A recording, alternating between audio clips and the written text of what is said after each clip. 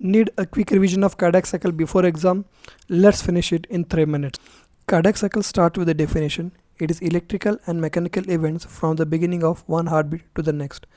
This is followed by the circular diagram showing the atrial cycle on the inner circle and ventricular cycle on the outer circle. Now the atrial systole. Here three things are important. First, it coincides with the last rapid filling phase. Second, as AV valves are open, 75% of the blood already comes to the ventricles. This atrial contraction pushes 25% of the blood into the ventricles. Effects are two. Right atrial pressure increases to 4 to 6 mm of mercury and left increases to 7 to 8 mm of mercury, and this phase is responsible for A wave in JVP.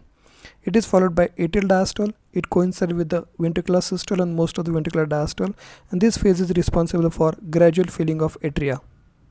This is followed by the ventricular cycle. First phase is isovolumic contraction of 0.05 second. Here the AV valve closes and the ventricle contracts as a closed chamber. It produces the first heart sound. After this, as the seminal valves open, it leads to the ventricular ejection of 0.25 second. It is having two phases. First phase is rapid of 0.1 and then slow phase of 0.15 second. This gives us the volume metric. There is an end diastolic volume of 130 ml, and after the stroke volume of 80 ml, end systolic volume remaining in the ventricle is 50 ml, and it leads to ejection fraction of 65% of the end diastolic volume.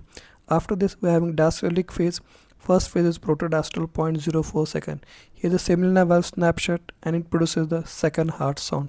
This is followed by relaxation of the ventricles as a closed chamber called isovolumic relaxation of 0.06 second. And this is followed by the rapid passive filling phase of 0.11 second, where the blood from atria to the ventricle rush. This produces the third heart sound, and then this reduces, causing reduced filling or diastasis phase of 0.19, and lastly the last rapid filling phase of 0.1 second. It coincides directly with the atrial systole, and this produces the fourth heart sound. And then we are having pressure volume changes. For this, you will draw the Wiggers diagram where we are discussing about the aortic pressure, ventricular pressure, atrial pressure in the form of JVP, then this volume changes, and lastly about the ECG. To describe pressure changes, you are going to describe under left ventricular pressure, which increases to 120 mm of mercury during rapid ejection, and right ventricular pressure increases to 25 mm of mercury. The aortic pressure changes, it varies between 80 to 120 mm of mercury. The key feature of this aortic pressure is it produces a dicrotic notch, that is incisura, because of the backward collision of blood when aortic valve snaps shut. And here is the last note about the heart sounds. Here you are going to write about the four heart sound: first, second, third and fourth. These heart sounds you are going to write under four headings: causes, phases, character and ECG changes.